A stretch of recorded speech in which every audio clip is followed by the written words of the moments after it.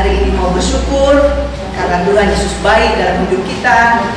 Dan hari ini saya akan menyampaikan kebenaran firman Tuhan dengan judul Menang Atas Iri Hati dan Kekecewaan. Ya, kita minggu lalu sudah merayakan Paskah. Paskah itu adalah kemenangan bagi kita. Kita sudah dibebaskan dari kutuk dosa, kita dibebaskan dari sakit penyakit, kita dibebaskan dari semua permasalahan hidup kita karena Tuhan Yesus, dan kita sudah mati bersama Tuhan Yesus. Kita sudah bangkit, kita sudah menang, dan kita lebih dari pemenang. Bukan cuma menang ya. Jadi hari ini kita mau belajar bagaimana kita menang atas kekecewaan kita, menang atas iri hati, menang atas pergumulan-pergumulan hidup kita. Ya, kita akan baca satu firman Tuhan dari Matius 11 ayat 2 sampai 9. Matius 11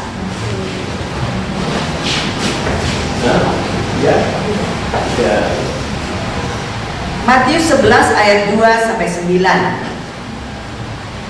Dalam kehidupan kita, ya, tidak selalu berjalan mulus, ya. Artinya kadang kita mengalami permasalahan, kadang kita mengalami sakit, kadang kita mengalami kok doa kita nggak dijawab-jawab ya sama Tuhan. Ya. Kadang persoalan-persoalan hidup kita membuat kita kecewa, membuat kita mungkin iri hati terhadap saudara kita yang kok hidupnya terlalu enak ya, aku kok soro terus ya. Mungkin kadang-kadang kita berpikir begitu ya. Tapi hari ini kita mau belajar biar kekecewaan kita itu tidak sampai menimbulkan yang namanya kepahitan, ya. Kadang kalau kita sudah sangat kecewa, kita sangat kok doaku gak dijawab-jawab, mungkin kita merasa sampai akhirnya kita putus asa. Dan ada beberapa yang sampai meninggalkan Tuhan. Saya percaya di sini tidak ada yang begitu, karena kita tahu Tuhan Yesus yang kita sembah itu hidup. Tuhan Yesus yang kita sembah itu berkuasa. Tuhan Yesus yang kita sembah itu sanggup menolong kita. Amin. Ya. Hari ini kita belajar dari Yohanes Pembaptis. Kita baca dari Matius 11 ayat 2 sampai 9. Saya akan baca ayat yang kedua, kemudian Bapak Ibu ayat ketiga, dan seterusnya. Judul berikutnya Yesus dan Yohanes Pembaptis dalam nama Tuhan Yesus. Di dalam penjara, Yohanes mendengar tentang pekerjaan Kristus. Lalu menyuruh murid-muridnya bertanya kepadanya, "Engkaukah yang akan datang itu, atau haruskah kami menanyakan orang lain?" Ayat 4, Yesus menjawab mereka, "Pergilah dan katakanlah kepada Yohanes apa yang kamu dengar dan kamu lihat. Orang buta melihat, orang lumpuh berjalan, orang kusta yang lahir, orang tuli mendengar, orang mati dibangkitkan, dan kepala orang miskin diberitakan kabar baik. Dan berbahagialah orang yang tidak menjadi kecewa dan menolak aku." Setelah murid-murid Yohanes pergi, mulailah Yesus berbicara kepada orang banyak itu tentang Yohanes. "Untuk apakah kamu pergi ke padang gurun, melihat bulu yang digoyangkan angin kian kemari? Atau untuk apakah kamu pergi melihat orang yang berpakaian halus? Orang yang berpakaian halus itu tempatnya di istana raja. Jadi untuk apakah kamu pergi melihat nabi? Benar, aku berkata kepadamu, bahkan lebih daripada nabi." Amin. Jadi sekarang kita mau belajar apa saja yang bisa membuat kita menjadi kecewa atau seseorang menjadi kecewa. Kalau kita lihat di sini Yohanes Pembaptis, kita ulang kembali ayat 2 sama 3 dikatakan, di dalam penjara Yohanes mendengar tentang pekerjaan Kristus. Lalu menyuruh murid-muridnya bertanya kepadanya, "Engkaukah yang akan datang itu, atau haruskah kami menantikan yang lain?" Jadi keadaan yang membuat Yohanes menjadi kecewa ketika ia di penjara.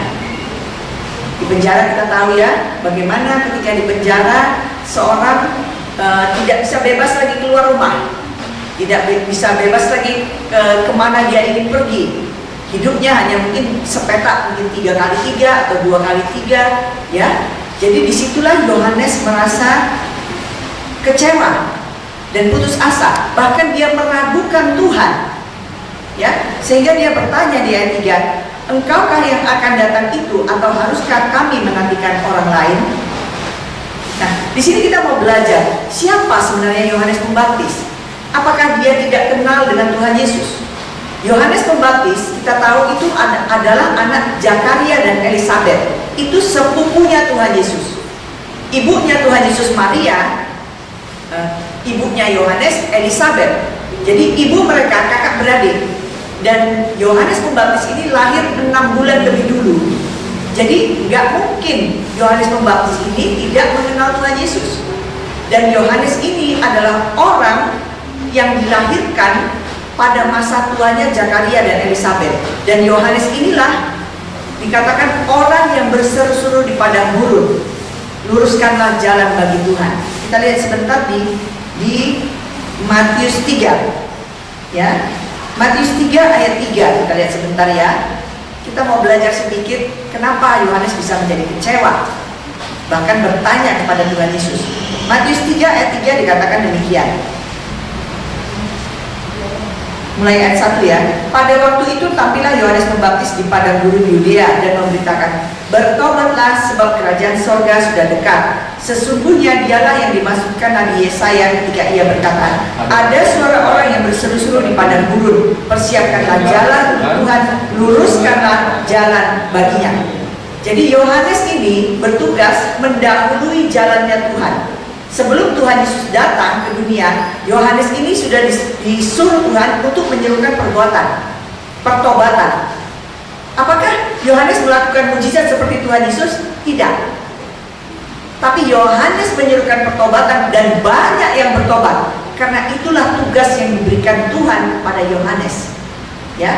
Jadi sekalipun kita di sini tidak dikasih Tuhan untuk melakukan mujizat, tapi kita percaya Tuhan punya sesuatu yang istimewa untuk kita. Mungkin kita seperti Yohanes menyerukan pertobatan sehingga orang bisa bertobat.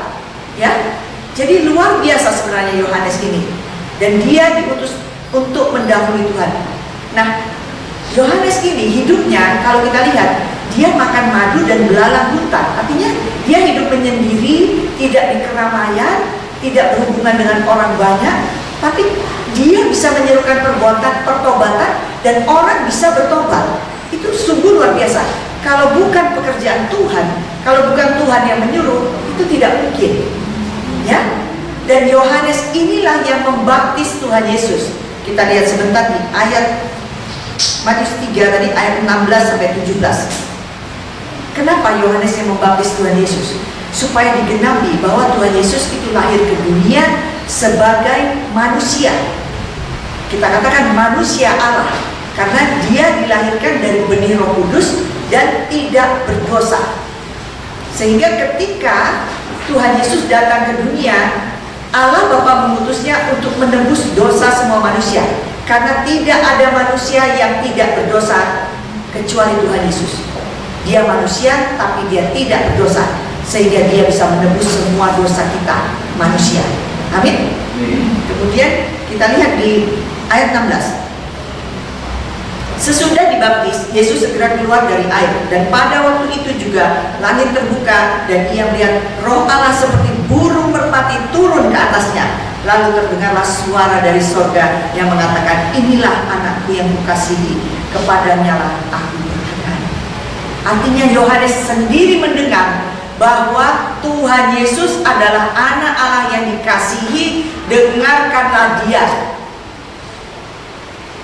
Kalau kita pikir mana mungkin Yohanes tidak mengenal Tuhan Yesus? Dia kenal siapa Tuhan Yesus dari sejak lahir, karena mereka sepupu. Dan dia kenal Tuhan Yesus. Tuhan Yesus adalah anak Allah, karena Allah sendiri menyatakan ketika Tuhan Yesus dibaptis. Tapi kadang ketika kita mungkin mengalami persoalan yang sangat berat, ketika kita dalam keadaan sakit parah, ketika kita dalam keadaan yang terjepit, kita kadang merasa kecewa. Kita kadang mungkin bertanya, Tuhan, kenapa Engkau belum menjawab aku? Kenapa permasalahan hidupku begini rumit? Sama seperti Yohanes di sini. Dia katakan, sampai dia berkata, Engkaukah yang akan datang itu, atau haruskah kami menantikan yang lain? Karena Yohanes Pembaptis ini dia sudah melakukan apa yang Tuhan suruh. Dia sudah menyerukan pertobatan, dia membaptis banyak orang, bahkan muridnya juga banyak. Tapi kenapa dia masih mengalami persoalan bahkan di penjara? Itu yang membuat dia kecewa. Di sini kita boleh belajar. Sebagai manusia mungkin kita bisa merasa kecewa, tapi kita harus ingat Tuhan Yesus tetap mengasihi dia. Ya, Tuhan Yesus tetap mengasihi kita. Makanya kalau dilihat ya di ayat 4-5, apa yang dijawab Tuhan Yesus kepada mereka? Pergilah, katakanlah kepada Yohanes apa yang kamu dengar, apa yang kamu lihat. Orang buta melihat, orang lumpuh berjalan, orang kusta menjadi tahir, orang tuli mendengar, orang mati dibangkitkan, dan kepada orang miskin diberitakan kabar baik. Inilah jawaban Tuhan Yesus. Artinya Tuhan Yesus bilang kepada murid-murid Yohanes, katakan kepada Yohanes gurumu bahwa akulah Tuhan. Intinya itu, ya, Tuhan melakukan mujizat. Jadi Tuhan Yesus cuma menjawab dengan perkataan ini. Nah, kalau sekarang kita mengalami masalah, apakah Tuhan akan menjawab kita dengan perkataan yang sama? Saya bilang iya. Tuhan pasti akan menjawab kita. Aku tetap Tuhan. Dari dulu, sekarang, dan selamanya. Tuhan Yesus tetap Allah. Tuhan Yesus tetap bisa kita percaya. Amin. Dan kalau kita mengalami satu masalah, Tuhan katakan pasti ada jalan keluar. Itu satu paket. Kita lihat sebentar di 1 Korintus 10 ayat 13. Ayat ini harus selalu kita ingat ketika kita mengalami masalah, ya. 1 Korintus 10 ayat 13 dikatakan begini, pencobaan-pencobaan yang kamu alami ialah pencobaan biasa yang tidak melebihi kekuatan manusia.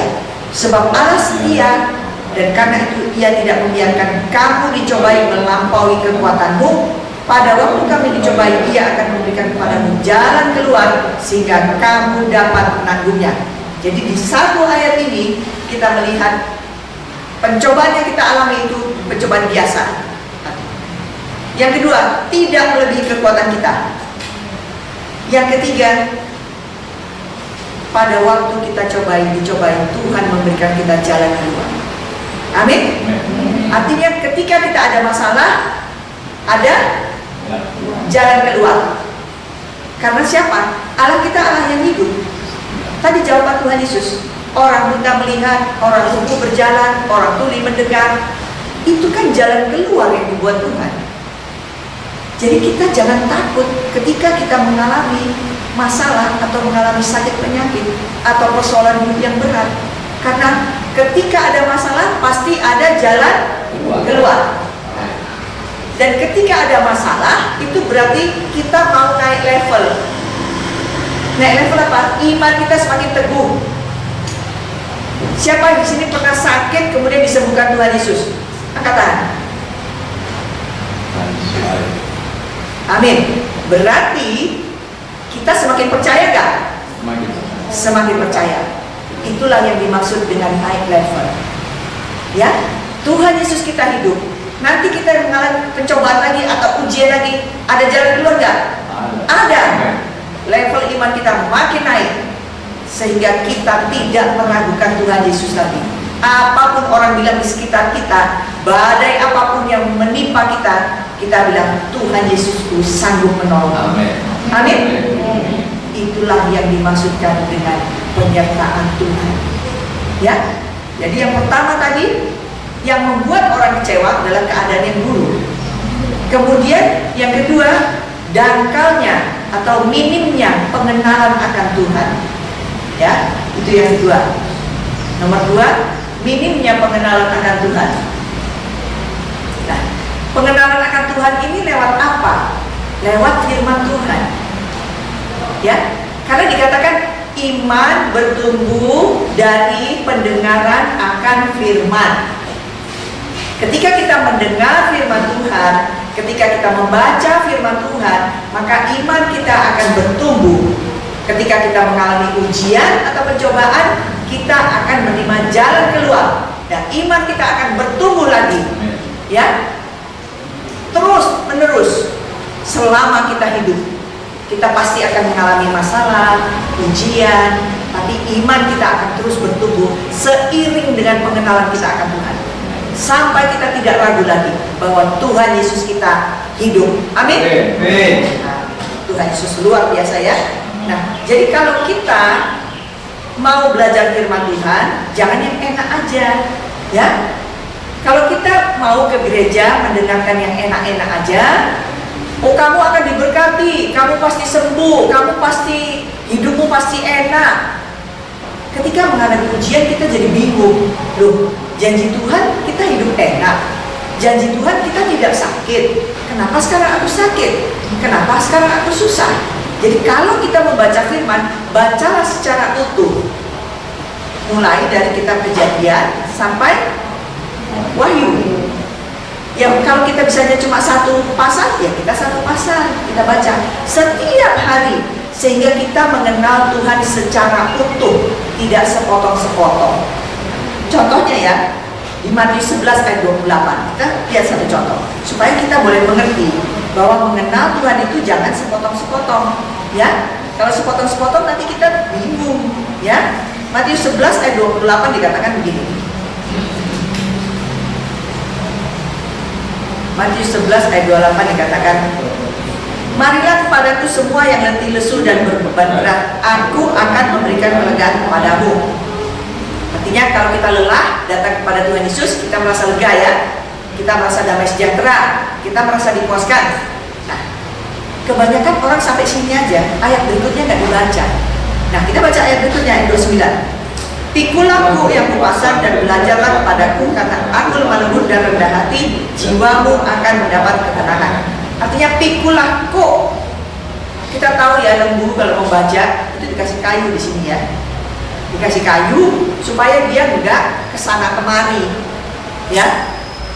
Sama seperti Tuhan ngasih kita beban juga, tapi beban yang dikasih Tuhan itu enak, ya. Dan Tuhan katakan belajarlah daripadaku. Artinya kita harus belajar apa? Belajar kebenaran. Kita harus belajar firman. Ketika kita mengenal firman Tuhan secara utuh, maka kita tahu, oh ini ada masalah, Tuhan pasti kasih jalan keluar. Oh ini mungkin bebanku, tapi bebanku ini kalau bersama Tuhan Yesus enak rasanya, tidak berat, ya. Jadi inilah mas contoh ayatnya yang kita boleh lihat, harus dilihat secara keseluruhan, jangan sepotong-sepotong, ya. Kalau ada satu perikop, kita harus baca dari atas sampai bawah, jangan cuma kita ambil comot sedikit gitu. Nah, nanti kita jadi bingung, ya. Baca satu perikop itu, kayak tadi Yesus dan Yohanes Pembaptis, kita udah baca sebagian besar perikopnya ya. Nah, kemudian kebanyakan dari kita memandang Tuhan Yesus sebagai juru selamat, benar nggak? Ya, Tuhan Yesus sudah menyelamatkan kita ya. Jadi kalau mati kita pasti sampai ke surga. Tapi kadang kita juga memandang Tuhan Yesus sebagai juru rawat, juru penyembuh. Ketika kita sakit, kita datang sama Tuhan Yesus minta disembuhkan, benar ya? Ya. Tuhan Yesus sembuhkan kita, iya. Kemudian apalagi? Tuhan Yesus kita memandang Tuhan Yesus sebagai juru berkat, artinya yang memberi berkat. Ketika kita kekurangan pasti kita, Tuhan tolong aku, Tuhan berkati aku, Tuhan ini berasku mau habis. Pasti kita akan ngomong gitu kan? Tuhan berkati kita, berkati. Benar, kita bisa memandang Tuhan Yesus sebagai juru selamat, juru rawat, juru yang memberkati kita, ataupun yang lain.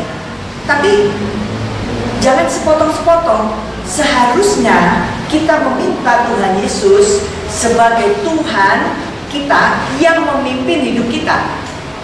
Bukan cuma kalau sakit kita minta disembuhkan, kalau kekurangan berkat kita minta diberkati, kalau apalagi kalau kita susah minta jalan keluar. Bukan cuma itu, tapi Tuhan mau kita menjadikan menjadikan Tuhan Yesus sebagai Tuhan yang memimpin seluruh hidup kita.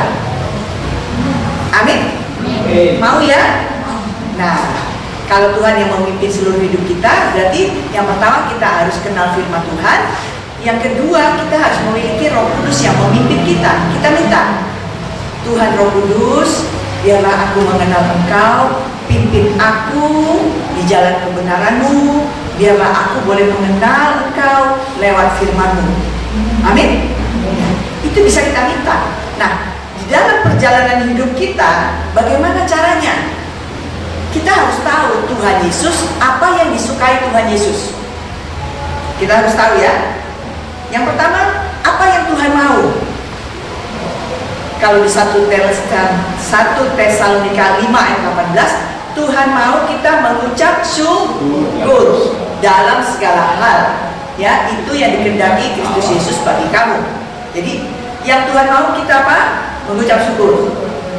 Kemudian yang Tuhan suka apa?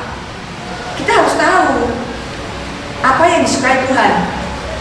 Hukum yang terutama, yang Tuhan bilang, kasihilah Tuhan Allahmu dengan segenap hatimu, dengan segenap jiwamu, dengan segenap kekuatanmu.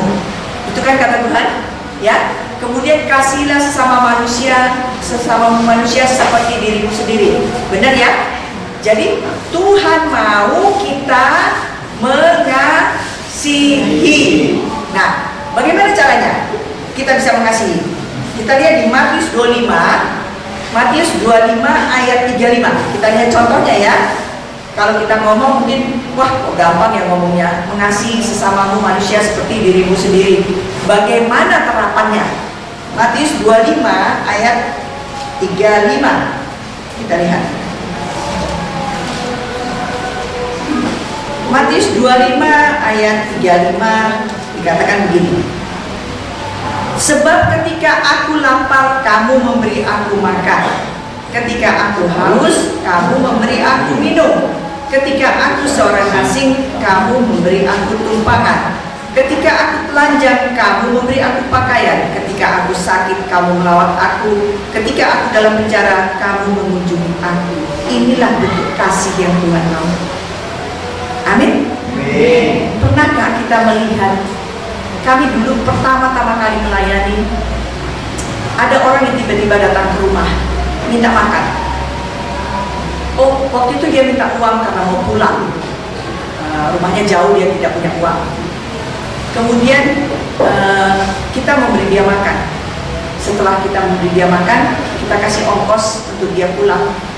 Begitu dia keluar dari pagar, orangnya nggak tahu entah kemana. Jadi kita harus tahu ya, Tuhan kadang mengutus malaikatnya untuk menguji kita. Suami saya pernah juga ada seorang ibu yang minta uang untuk ongkos. Begitu dikasih oleh, udah gak ada orangnya. Jadi itulah bentuk kasih yang Tuhan mau. Ketika ada orang yang haus, kita boleh memberinya secangkir air. Ketika sakit, kita mungkin bisa mengunjungi. Inilah bentuk kasih yang Tuhan mau. Jadi ketika kita melayani Tuhan, kita menjadikan Tuhan sebagai pemimpin hidup kita, kita harus tahu Tuhan kita itu apa yang disukainya, apa yang Dia mau, apa yang tidak disukainya. Nah, yang tidak disukainya ya, sekarang kita lihat di Matius 23. Kalau kita lihat di kitab Injil ini, banyak sekali Tuhan Yesus mencela orang Farisi. Orang Farisi ini ahli kitab ya, tahu kitab suci, hafal semua, katam istilahnya, tahu semua, tapi dicela ya. Kita lihat sebentar di Matius 23 ayat 27, katakan begini. Ini contohnya ya yang Tuhan gak suka. Celakalah kamu hai ahli Taurat dan orang-orang Farisi, hai kamu orang-orang munafik, sebab kamu sama seperti kuburan yang dilabur putih, yang sebenarnya luarnya memang bersih tampaknya, tapi yang sebelah dalamnya penuh tulang belulang dan berbagai jenis kotoran. Amin. Jadi kalau kita ke gereja, kita mau hati kita juga dibersihkan ya. Hati saya juga mau dibersihkan terus-menerus ya. Kita dibersihkan sehingga menjadi sama seperti Kristus ya. Kalau luar kita sudah bersih, kita minta Tuhan, bersihkan hatiku juga Tuhan, supaya aku menjadi seperti-Mu. Kalau menjadi seperti Kristus, ada orang yang ngomel-ngomel, kita marah nggak? Nggak ya. Ada orang yang mungkin merebut bagian kita marah nggak? Nggak perlu marah, karena Tuhan Yesus bisa gantikan ya. Tuhan Yesus kita itu luar biasa. Ya, jadi kita mau belajar seperti Kristus, kita menjadikan Tuhan Yesus sebagai Tuhan kita, bukan cuma juru selamat, juru rawat, juru berkat, bukan cuma itu. Tuhan yang memimpin hidup kita. Luar biasa Tuhan Yesus ya. Jadi apa yang membuat seorang kecewa? Yang pertama tadi keadaan yang buruk. Jangan cuma baptis ini di penjara ya, keadaan yang buruk. Kemudian yang kedua, dangkalnya atau minimnya pengenalan akan Tuhan. Nah, yang ketiga apa yang membuat kita bisa kecewa? Ya, yang ketiga kita nggak ngerti maksud Tuhan, nggak paham apa yang Tuhan mau. Ya, yang ketiga coba kita lihat gambarnya ya. Kita tidak memahami apa yang Tuhan mau. Ya, ini gambar Tuhan mengajar murid-muridnya ya. Yang ketiga, kegagalan memahami maksud Tuhan. Kita baca di bacaan kita tadi di ayat 4-5. Tadi kita sudah baca ya ayat 4-5, sekarang kita ulangi lagi. Yesus menjawab mereka, "Pergilah, katakanlah kepada Yohanes apa yang kamu dengar dan kamu lihat. Orang buta melihat, orang lumpuh berjalan, orang kusta menjadi tahir, orang tuli mendengar, orang mati dibangkitkan, dan kepada orang miskin diberitakan kabar baik." Jadi Tuhan Yesus ini mengajar gak dia? Ini Tuhan Yesus, bentuk Tuhan Yesus mengajar loh.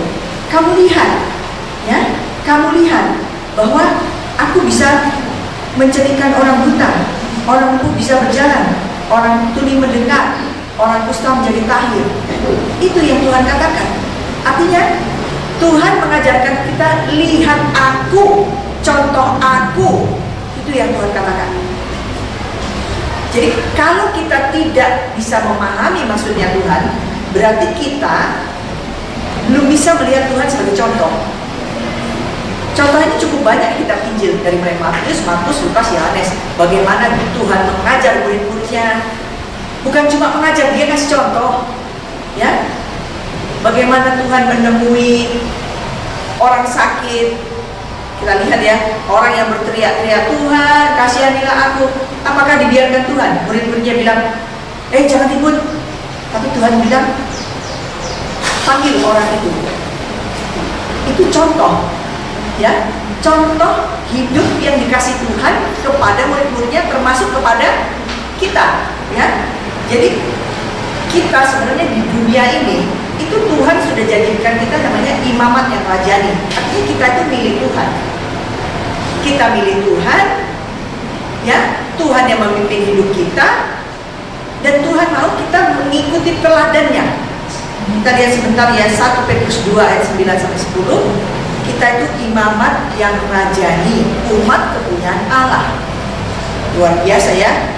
1 Petrus 2 ayat 9-10 dikatakan begini, "Tetapi kamulah bangsa yang terpilih, imamat yang rajani, bangsa yang kudus, umat kepunyaan Allah sendiri, supaya kamu memberitakan perbuatan-perbuatan besar dari Dia yang telah memanggil kamu keluar dari kegelapan kepada terang yang ajaib. Kamu yang dahulu bukan umat Allah, tetapi yang sekarang telah menjadi umatnya, yang dahulu tidak dikasihani, tetapi sekarang telah beroleh belas kasihan." Amin.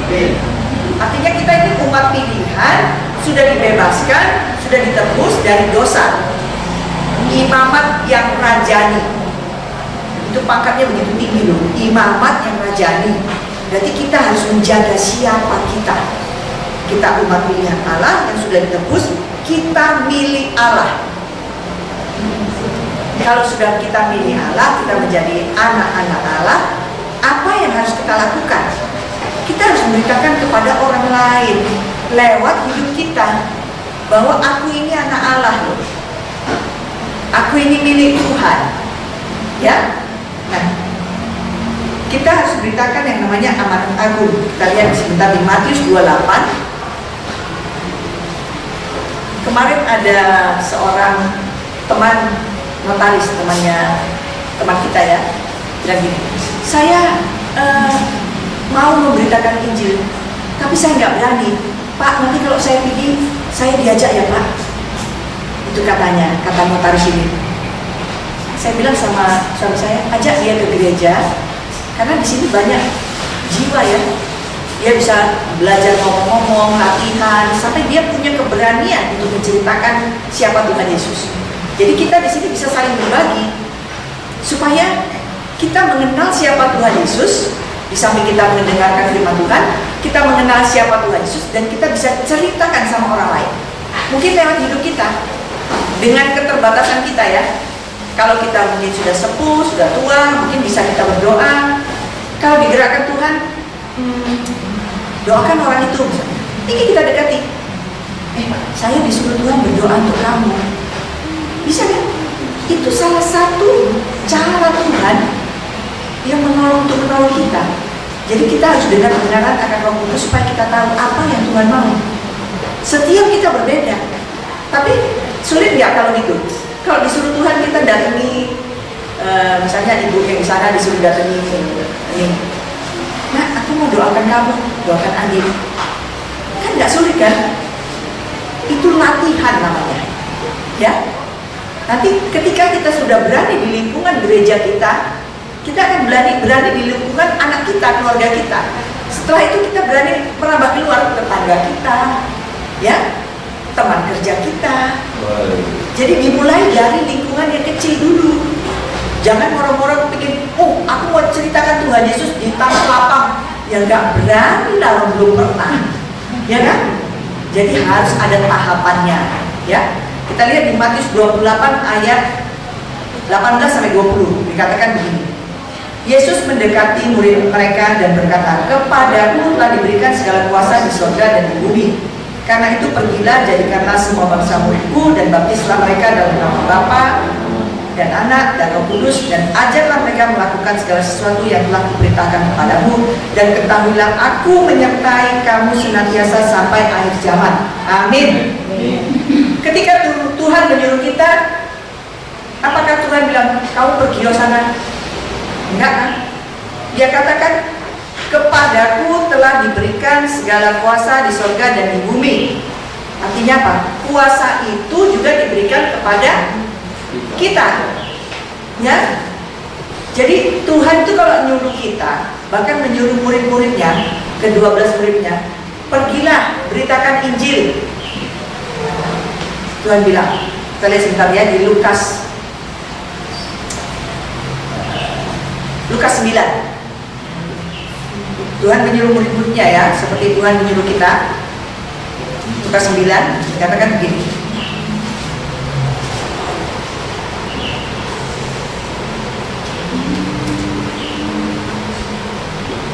Lukas 9 ayat 1. Salah. Lukas 9 ayat 1. Dikatakan, maka sekarang Yesus memanggil ke-12 muridnya, lalu memberitakan tenaga dan kuasa kepada mereka untuk menguasai setan-setan dan untuk menyembuhkan penyakit-penyakit. Tuhan Yesus kasih apa? Kasih kuasa, kasih tenaga untuk kita mendoakan orang sakit, untuk mengusir setan.